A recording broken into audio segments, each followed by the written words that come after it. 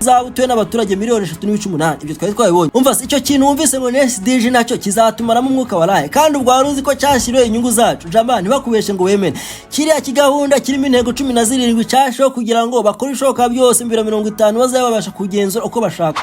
Abashoye kwishura umusoro w'umuhanda ngo ntibyatangiye, ngaho zaparika ubonye ure ko batagwanya icyanyuma mu nkengero, ariko ko abantu bagenda basohoka muri Kigali ni nako tuzatuma umujyi urushaho guhenda. Niyo mpamvu dushaka ko abantu batura muri Kigali, buretse igihe ntabwo cyavuga kurusha abanyiri ubwite.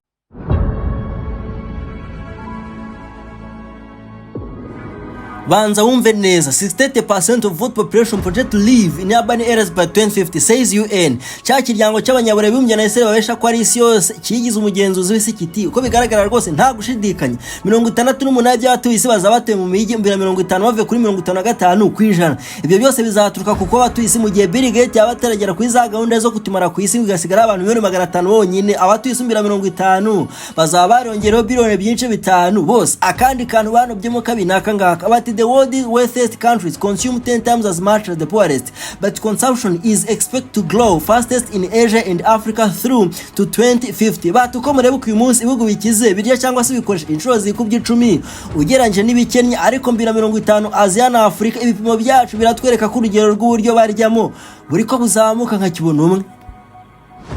Mu gihe UN ivuga ibyo ngibyo, Inyarugenge nabo bati ibarura rusange rya 5 ry'abaturage n'imiturire mu Rwanda ryagaragaje ko umujyi wa Kigali utuwe n'abaturage miliyoni 1 n'ibice 745 n'utundi duce 555. Imibare kandi yerekana ko mu mwaka wa 2050 umujyi wa Kigali uzaba utuwe n'abaturage hafi miliyoni enye mu mujyi wa Kigali jama. Aho numbira 50. Iyi ni Kigali ishashe ku buso bwa kilometero kare 730 zonyine. Sinzi ni kumva icyo kintu. Icyitwa population density kubakoresha karikire mentale yihuse ubwo bamaze kugipima kera. Ntacyo mu rwego rwo kwihuta katwibarize Gemini itubwire vu. According to Kigali's master plan 2050, the projected population density of the city will be 5,198 people per square kilometer. This is based on projected population of 3.8 million people by the year 2050. For context, this projection represents a significant increase in density from 2018 when it was 2,051 people per square kilometer. Umva neza, abaturage n'akabantu 598 bazaba batuye kuri kilometero kare imwe bavuye ku 2051 kuri kilometero kare 2018.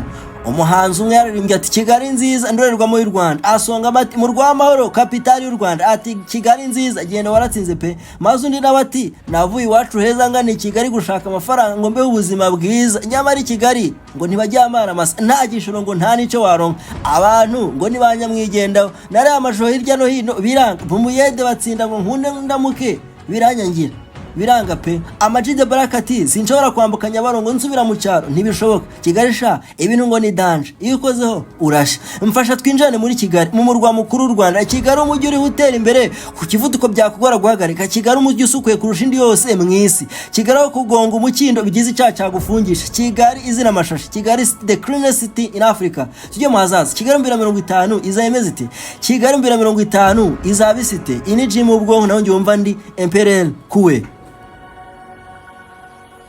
Ubundi rero ibintu bitangira byari tariki Nzeri 2020 isaa 9:17 Ferdinand Ndagwaho igihe yakozaga iwa muri wino ati hamuritswe igishushanyo mbona gica cy'umujyi wa Kigali kibanze kuba afite amikoro make.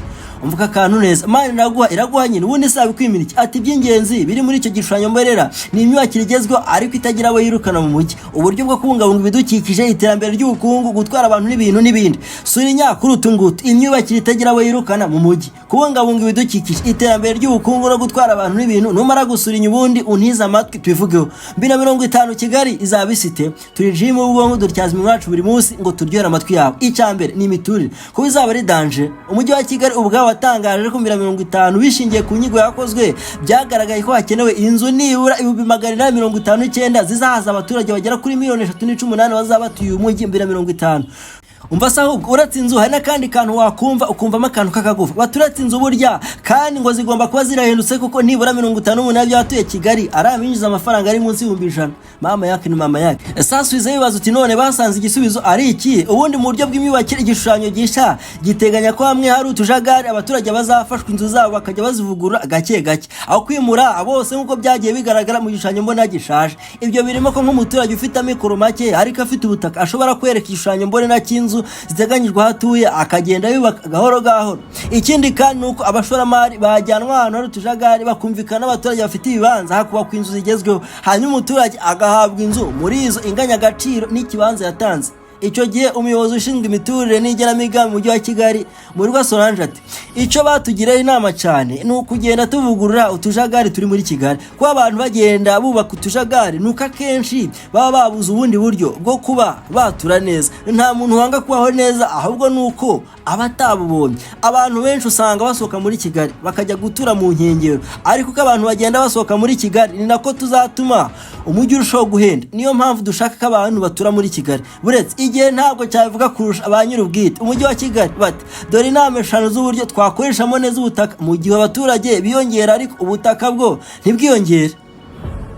Kubaka inzu zigeretse, kubaka inzu z'ubucuruzi ariko zishobora no guturwa, mixed use development. Yego, ubu ni uburyo bw'imyubakire aho inyubako zigeretse zigira igice cyo hasi cyagenewe ubucuruzi naho igice cyo hejuru kigakoreshwa nk'amacumbi. Kubaka hakurikijwe icyo ubutaka bwagenewe, ni ukuvuga kubaka muri site z'imyubakire y'ubutaka yagenwe physical plans, imyubakire iteme igacika, ntihagire wongera kubaka mu butaka bwagenewe ibishanga, amashamba n'ibindi. Gukoresha imodoka zitwara abantu mu buryo bwa rusange, kwahera ibintu byo kugura imodoka yawe muri Kigali, ibyo bizasigarana abashoye kwishura umusoro w'umuhanda ngo ntibyatangiye ngaho zaparika ubonye ure ko batagwanyuka. Icyanyuma umujyi wa Kigali uti leta yashize imbaraga mu guteza imbere ibinyabiziga bikoresha amashanyarazi mu rwego rwo kugabanya imyuka ihumanya ikirere yoherezwaga n'ibinyabiziga bikoresha essence na mazutu. Ni ingenzi gushishikariza gukoresha ibinyabiziga kuko ari u Rwanda rugana.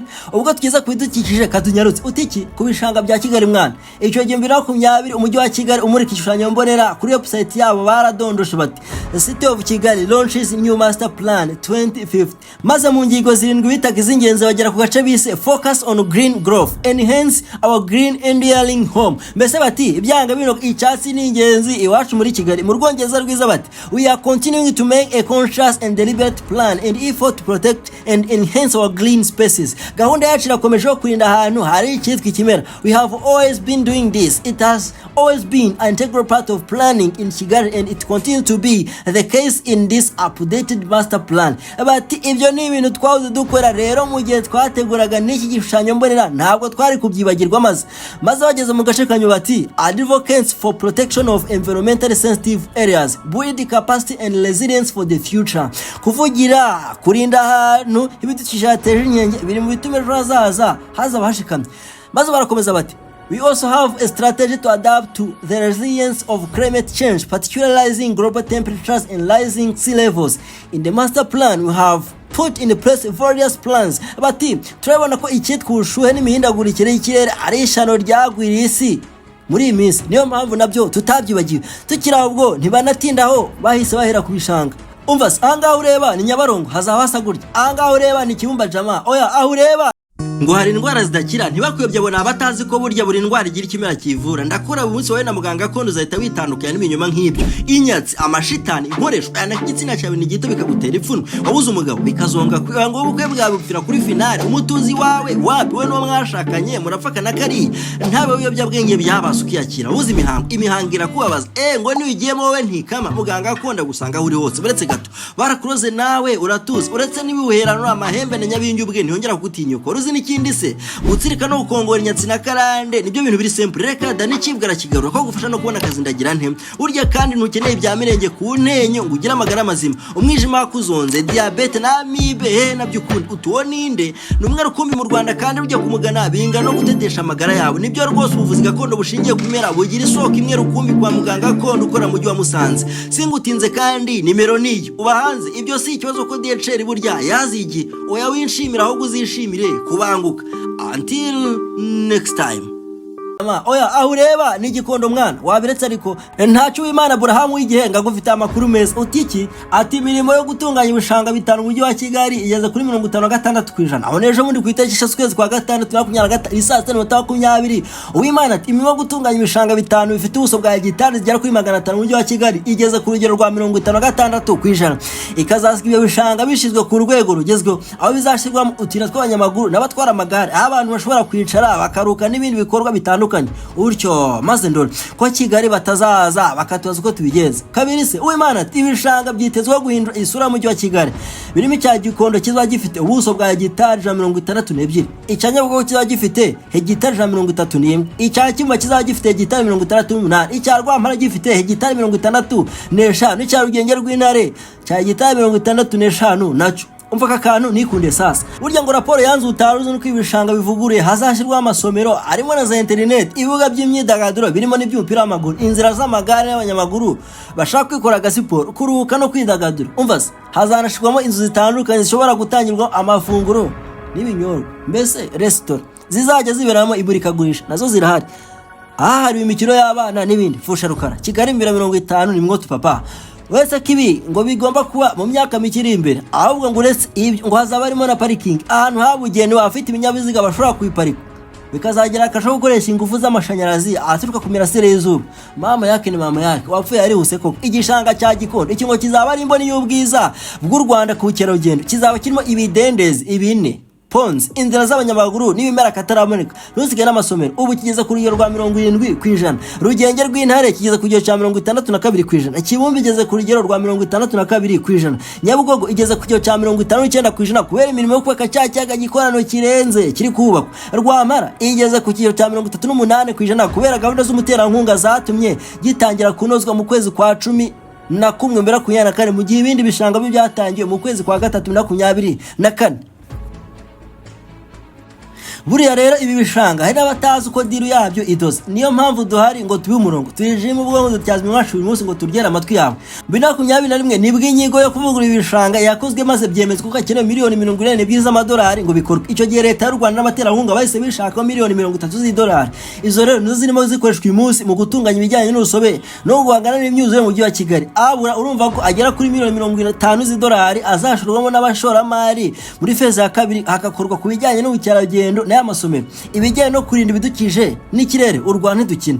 Rugira ngo nibishanga gusa kuko nta modoka ikoresha mazuti na essence uzongera kubona muri iyi Kigali 2050. Sawa umva bigeze imodoka z'amashanyarazi mu Rwanda zimaze kurenga 2000. Icyo nigiye ku itariki ya 5 z'ukwezi kwa 10 2024 isa 2025 kiti kuva 2020 ubwo mu Rwanda hatangiraga kwinjira cyane imodoka zikoresha amashanyarazi. Ubu harabarurwa zirenga 2000 ubariyemo izikoresha amashanyarazi zonyine nziyakoresha hamwe na essence hybrid. Aho no 2024 mbaza ngo ziri kwiyongera ku kivuduko kingana gute. Mama twi yawe nyaryohere gusa. 2022 imodoka z'amashanyarazi zinjiye mu gihugu zaje 34 mu gihe hybrid za 520. 2023 umwaka umwe gusa imodoka z'amashanyarazi zageze ku 104 mu gihe hybrid zinjiye ari 2283. Umva kakantu karenze ku Rwanda mu nkuru igihe hagati bati leta y'u Rwanda burya yigomwe menshi mu misoro. Aha ngo leta burya yakuye umusoro wo kunyongera gaco VAT ku modoka zikoresha amashanyarazi, ibyuma bisimbura ibindi, abatiri zazo n'ibikoresho bikenerwa mu kuzongera umuriro. Uti nta birenze ya man ibyo gusa ngo nibyo byatumye nko 2019 imisoro ya leta yigomwe ingana na miliyoni 23.7 by'amafaranga y'u Rwanda. 2020 iba miliyoni 101.6 by'amafaranga y'u Rwanda, mu gihe 2021 yahise agera kuri miliyoni 198.7 z'amafaranga y'u Rwanda. Raporo ya Rwanda Revenue yo mu mwaka wa 2022 igaragaza ko leta yigomwe imisoro ingana miliyari 4.6 kubera izi modoka gusa. Ngo nta bindi bibisi wabonye bazanye muri Kigali muri uyu mwaka. Ngo ntabwo wumvise ibyo gutwara abantu muri drone ko ari vuba. Yeye subwo wakwirwe nkubwiye ko na gahunda yo guca abamotari n'abanyamagare muri Kigali ari vuba jama. Naco imyubakire nizere ko wamaze kwisinya ko gahunda ari 4-in-1 cyangwa se bakakubakira ubundi bakaguha icumba kimwe na salo. Ngo wasigaye iki mbere ko icyo kibazo bansunyire kuri aka kantu. U Rwanda rufite intego yo kuva ku rwego rw'ibihugu bikennye rukagera ku rwego rw'ibihugu bifite amikoro aringane bitarenze 2035. Mbese mu myaka 10 iri imbere gusa rukongera ukajya ku rwego rw'ibihugu bikize mu mwaka wa 2050. Utyo sha nizere ko iyo tuvuga vision 2050 wumvise icyo tuba tuvuga. Oya witindamo ahubwo umva nakangaka 2050 abatuye mu mujyi wa Kigali bose bazafite amazi mu nzu. Oni Talib Abdul wa Kigali Today ku itariki 27 z'ukwezi kwa 8 2021 isa 10:30 ati ikigo cy'igihugu gishinzwe gukwirakwiza amazi WASAC kiratangaza ko 2050 abatuye mu mujyi wa Kigali bose bazafite amazi mu nzu zabo. Yego wumvise neza ni mu nzu si hanze, yewe si no muri metero 50. Oya ni mu nzu iwawe. Sawa sha. Ibyo Sitaribu wabihimbye ahubwo ni Rutagungira Methode, umuyobozi ushinzwe gukwirakwiza amazi meza n'isukura mu mijyi muri Wasake, wavuze igishushanyo mbonera berekanye kigaragaza ko abaturage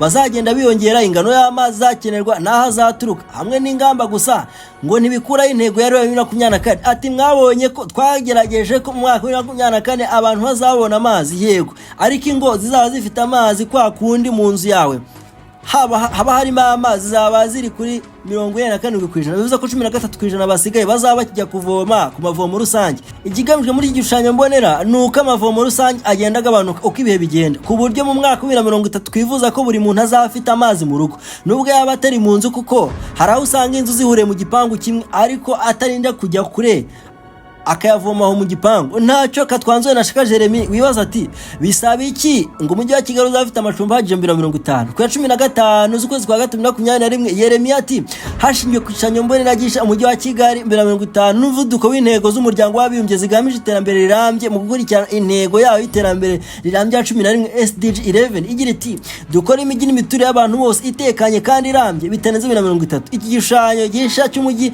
kirateganya ko uzaba utuye n'abaturage 3.8. Ibyo twari twabibonye. Umva icyo kintu wumvise ngo SDG nacyo kizatumaramo umwuka waraye, kandi ubwo waruzi ko cyashyiriwe inyungu zacu. Jamani ntibakubeshe ngo wemene kiriya kigahunda kirimo intego 17 cyasho kugira ngo bakore ishoka byose 2050 bazaba babasha kugenzura uko bashaka, nta kindi kibyisha inyuma. Reka singutinza ahubwo katuzabitende birari nabyo undi munsi.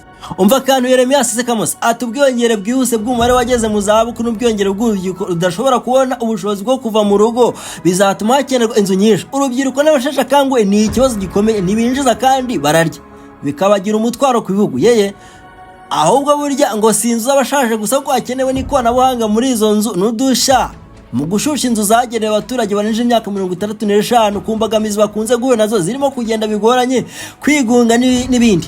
Nizera ko mvira hejuru ndavuze ngo 2050 inzu abashaje zaba ari raziba muri Kigali. Ubwo kandi niba unyaruka ushatse wabishora imari kuko abasaza bo bari kwiyongera mu firirizo. None ngo u Rwanda n'abakatari niba atari Singapore ya Afrika ngo Kagame so wadanje wabiretse, ariko ko ntacyo urabona ngo wabonye amagare itonde utarabona Formula 1. Ubwo niwamenye gahunda aribo muri Azerbaijan. Oya nsomera mu guteka kwa kabiri ibice 11:9 umuhanuzi ati muzaramire mu butaka uhoraho yarahiriye kuzaha abasokuru banyu hamwe n'ubyaro rwabo igihugu gitemba amata n'iki n'ubuki. Ngico ni u Rwanda mwisi iwawe w'inka n'abana mwitungukiro rya byose na bose. Yego wabyumvise neza. Until next time.